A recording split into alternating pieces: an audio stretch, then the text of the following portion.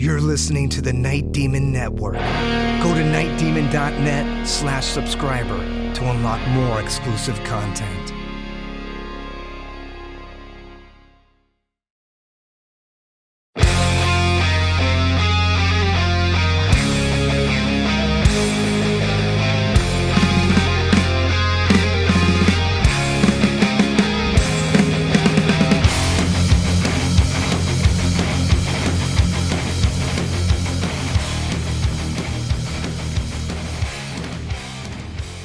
Hello and welcome to the Night Demon Heavy Metal Podcast. I'm your host Nesbit. May of 2024, Night Demon continues its Australian tour with metal legend Cirith Ungol. After hitting a few road bumps along the way, they finally roll into Sydney. This is Night Demon Australia.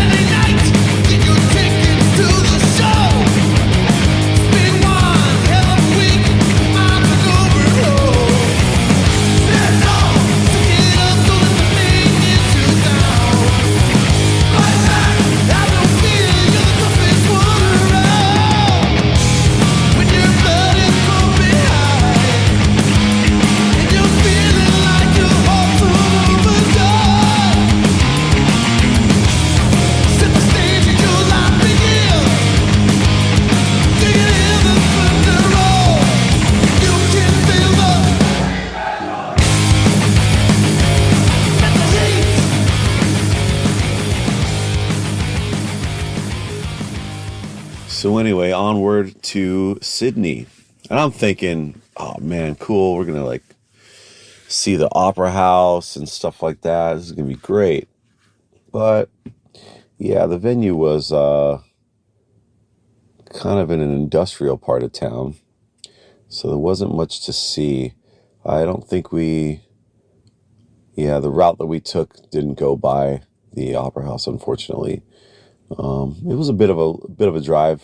I think it was a maybe 3 or 4 hour drive. So, but anyway, we got to this place and we're like, what is this place? This place turned out being pretty rad. We were at a place called Merrickville Bolo, which is a lawn bowling facility. So this building, so outside is lawn bowling. I'm not going to go into it because I don't know much about it. Look it up if you don't know what it is. I don't know if anybody's familiar with lawn bowling, but it's similar to the Italian game bocce ball. There's a very short kind of grassy lawn with lanes, and you have multiple small kind of bowling balls, and you got to roll them to a certain point, and then a certain mark on the field, and then another guy can knock your ball out of the field. I think that the goal is to be closest to this one area or something like that. I'm not too sure, but they do shows at this place. The venue for Sydney was probably one of the more unusual ones that I've been to with the band. It was Merrickville Bolo, which is like a bowling club, where people bowl, on a green, I guess you call it. So that was out the back, and inside it was reminds me of an English kind of working man's club, like a social club, that kind of thing. And it also meant that it was open throughout the day. So that's kind of an unusual one for us, because normally you get to a venue, it's just you and the staff there. And whereas, this was a lot of people coming and going and activity through the day. So yeah, it's not a bad thing. It's just an unusual one for us. Place was straight out of the 60s. I mean, it looked like they hadn't redone the decor in there since then. It was a total time machine, which was awesome. I mean, it looked really cool inside there. It was really crazy kind of 70s style place. Hadn't been updated since the 70s. Wood paneling everywhere, and it's a very old school feel to it. They still had all the old plaques up from the past, victors of all the bowling leagues and all that stuff. But meanwhile, they had a pretty good room with a stage in it. And we played on this stage in front of this open dance floor. It looks like They might have some kind of ballroom dancing there or something, but look, like Sick of It All played at this fucking place, right? So, a lot of bands played there. So, it turned out, all right, we can do this. We were ready to do it. And our friends in the death metal band Exhumed had recently been there. So we were ready to do it. And we set up during the day, and there was a sound guy that was helping us. He was cool, but he was kind of like, he was an older guy, and he was kind of like, look, don't fuck with me. Like, don't fuck with my shit. I know what I'm doing. But the gear there wasn't that good, honestly. So, but it was fine. He was a nice guy. But what happened is we had set up and sound checked, and then all of a sudden he's like, all right, I'll see you later. And we're like, okay, what time will you be back? And he's like, no, I'm done for the day. And we're like, what? And he's like, yeah, there's a new sound guy coming in to do the show. And we're like, oh, fuck. Like, that's never good. Like, you do all this stuff with one guy, and then he's just like, gets replaced. But it's funny, the other guy showed up and kind of looked just like him, and I thought it was the same guy. He was nice, though. He was cool. Well, as far as getting in there and setting up, some of the gear was a little shabby there. I remember there was this kind of older man, kind of old rocker guy that was the sound guy there, and it was a little tough to deal with. I remember pretty much like wiring up most of the stage myself because nobody really seemed to care much about doing anything right away, and I was just I wanted to get our in-ear system set up. So I just took the reins and kind of did my thing. Set up, did a little sound check, all good. We did end up getting some food after sound check and going back to the hotel for a little bit and then coming back. So come time for the show, yeah, the room filled up, man. It was pretty packed. I remember having a really good set with Night Demon. The show was fucking packed, and it was super, super sweaty. But it was cool.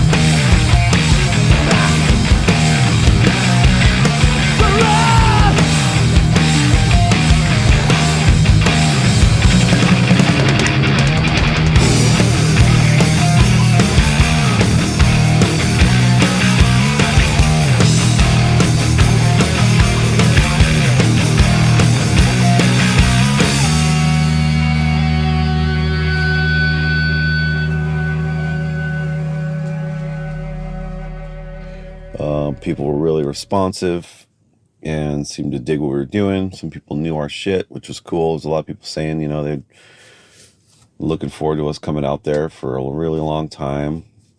So that always is a good thing. Tim really, his voice was fucked, but it was a bit better than it was the day prior. At this point, the guys, Anthony took him to a doctor, especially a throat doctor, to check out Tim. He gave him some kind of antibiotics or something like that, and just told him, hey, you just got to rest and don't sing. And so he decided, fuck it, I'm going to do the show. It was awesome. And the kind of thing was like, you know what, just tell the audience what's going on with you, right? And then just don't sing, I was like, just don't sing. Like I'll sing the words that I know. And, me and Armand will sing the choruses. And if people know them out there, they'll sing them. But, they'll have a lot of more respect for us if we just at least stand on stage and go out there and rock out and do it. We're doing our best. Actually, I think Anthony might have come out and... Yeah, you know what? He came out and told the audience what was going on. So per Tim and Rob from Cirith Ungol, they did their absolute best that night. They really dug deep and made themselves get on the stage. Tim is known for his really distinctive voice and those big unearthly screeches that he does.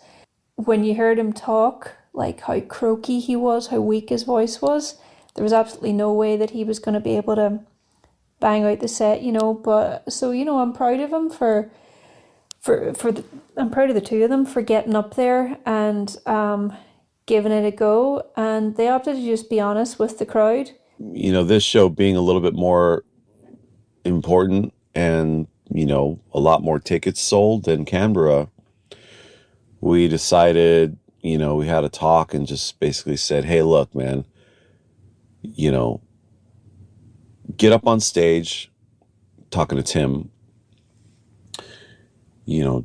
look, you don't have to sing. Basically, we'll make an announcement. Anthony will go up there and kind of explain what's going on. And, most people know the songs. So, hey, we're up here. We're going to do this for you regardless.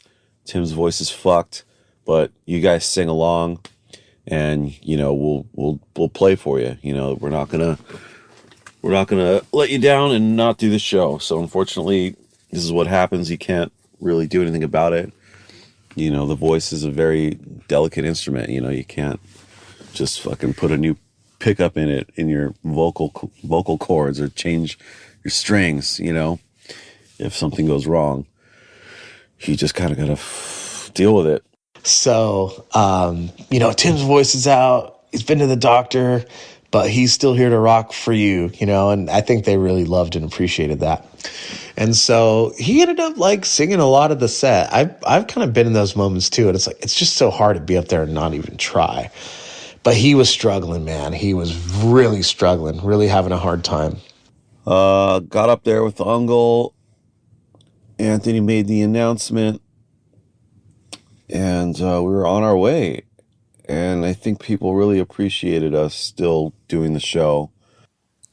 And just be like, hey guys, this is the situation, but we've traveled all this way. We want to do this for you. Please sing along. Please help us get there. And, I think that approach really worked. The crowd seemed to really warm to them. They got some really warm applause for that, so well done, the guys. Thank you so much. A little bit of explaining here. We've all kind of got a bug going on right now. As you may or may not know, I completely lost my voice 3 days ago. I'm gonna tower through it tonight because I didn't wait 40 years and fly 8,000 miles to not be with you tonight. We'll get through this together. Hopefully things will get better as the night goes on. If you know the words, sing along, please. We're gonna have a fucking great time tonight, okay? Thank you for your understanding and all your support and all the love. We really appreciate it. Thank you. Really sorry, man. Nothing I can do about it.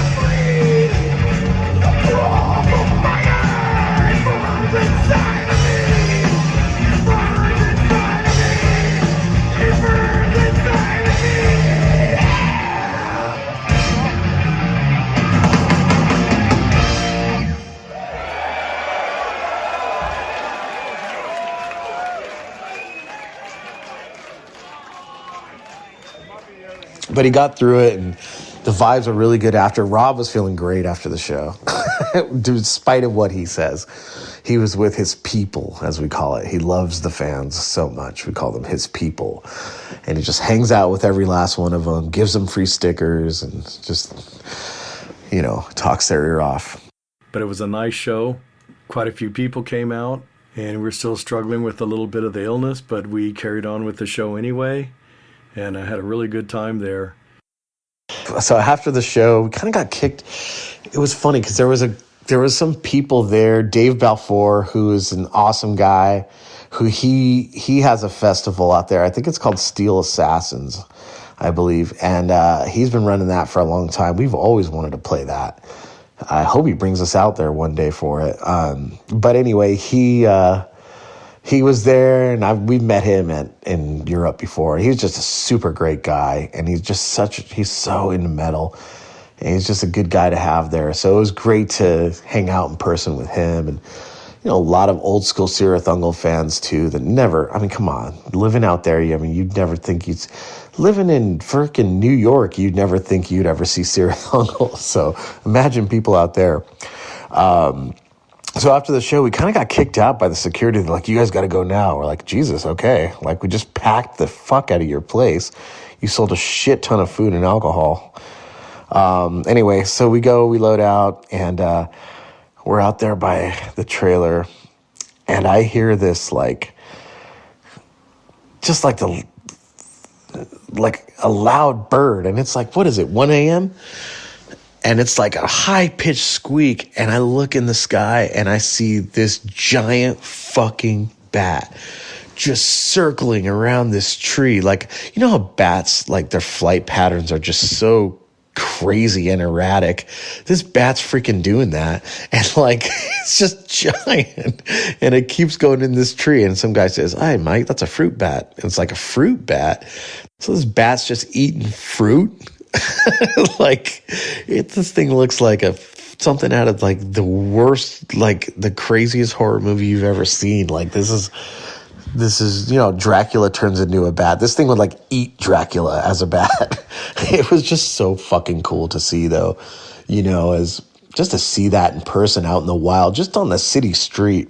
I remember Jarvis flipping out at one point because there were these huge, big, mature trees on the street outside, and he said that there were bats in them that were the size of cats. I didn't see these ones, but we had seen I think it's the same type at the koala sanctuary, and they are enormous. They are fucking huge.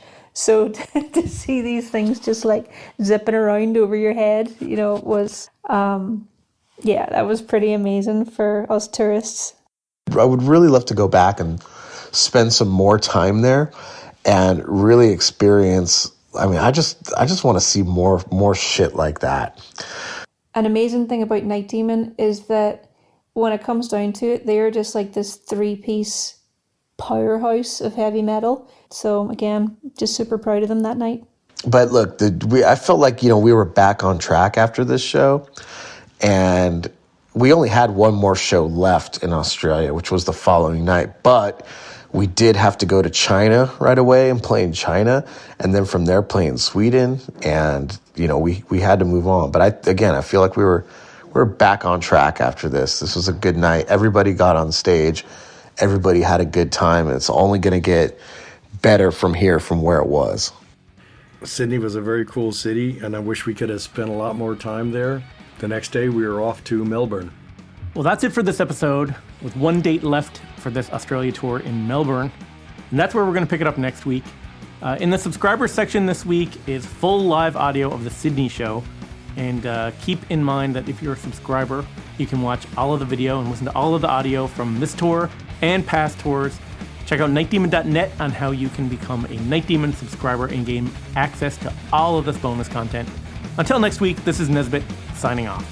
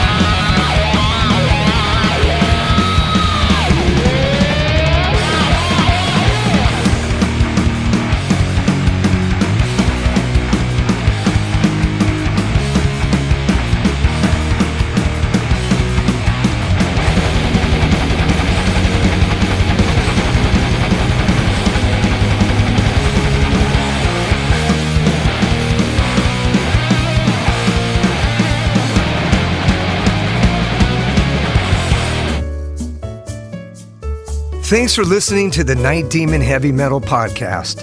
Head over to nightdemon.net, click on the subscriber tab, and sign up to access exclusive weekly bonus content.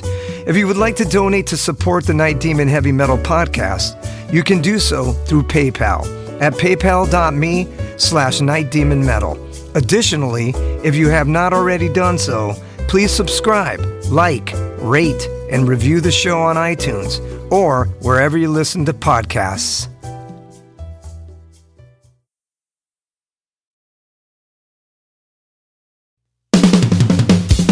All hail, Night Demon Heavy Metal Podcast listeners. This is Dusty Squires chiming in to tell you about my brand new signature sticks from the London Drumstick Company. I've dreamt of having my very own drumsticks ever since I was a wee lad, and LDC made that a possibility for me. Founded in 2016 in London, England, the birthplace of heavy metal, the London Drumstick Company has trailblazed a path through the music industry and taken the drummer world by storm. When I met them for the first time, they knew their product was going to withstand the beatings of a Night Demon show. They took the time to work with me on getting everything just right. The balance and weight of my sticks are the same no matter what, and the durability is bar none the best I've ever had. I know my sticks will last through the set night after night. I'm truly honored to work with a company that caters to their players the way LDC does. Their innovation and attention to detail is what separates them from the rest of the stick makers out there. Their custom stick sleeves are unbelievable and really make the entire presentation complete. Wait until you see the design they came up with for me. It blew my mind and was a surprise to say the least. They have all kinds of amazing swag, including hoodies, t-shirts, drummer shorts, drum keys, stick bags, towels, face masks, practice pads, and much, much more. Even if you're not a drummer, you can be a part of Demon history and order my brand new signature sticks direct from their website. How cool is that? And to top it off, the London Drumstick Company are giving an exclusive offer to the Night Demon Heavy Metal Podcast listeners. Go to londondrumsticks.co.uk and receive a 15% store-wide discount using promo code DEMONSTICKS. All capital letters, no spaces, Demon Sticks. DEMONSTICKS. I can't thank everyone there enough for the opportunity to be a part of their family and for them trusting me with their amazing products. See you metal maniacs on the road very soon. And yes, the wood chips will be flying.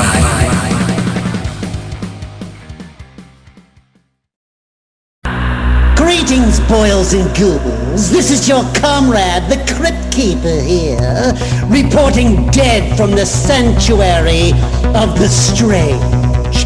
Tonight's macabre myth is a fright-filled feature, one overflowing with monsters, madness, and magic.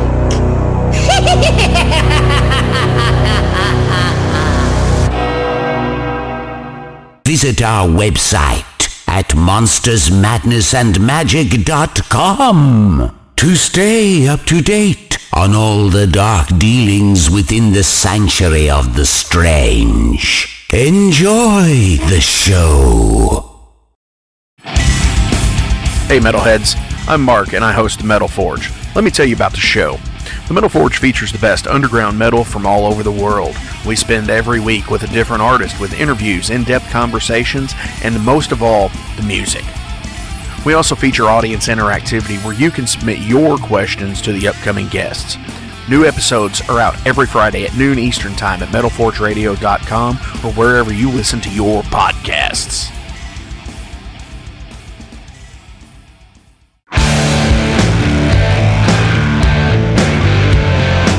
Want to know what's going on in the world of music? Then tune in to the Nothing Shocking Podcast, a non-genre based, all-ages friendly rock and roll program. Join us weekly for interviews with all your favorite rock stars from the mainstream to the underground. You can find us at nothingshocking.libsyn.com or anywhere you download podcasts.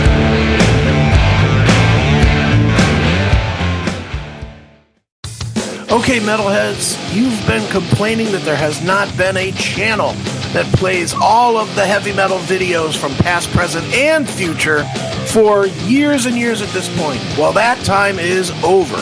Heavy Metal Television is back. HeavyMetalTelevision.net is the website. Go there. You can see videos playing 24/7, 365, all the time. All the best from the old school, the new school, and everything in between. Check it out, HeavyMetalTelevision.net. It is where the metal is.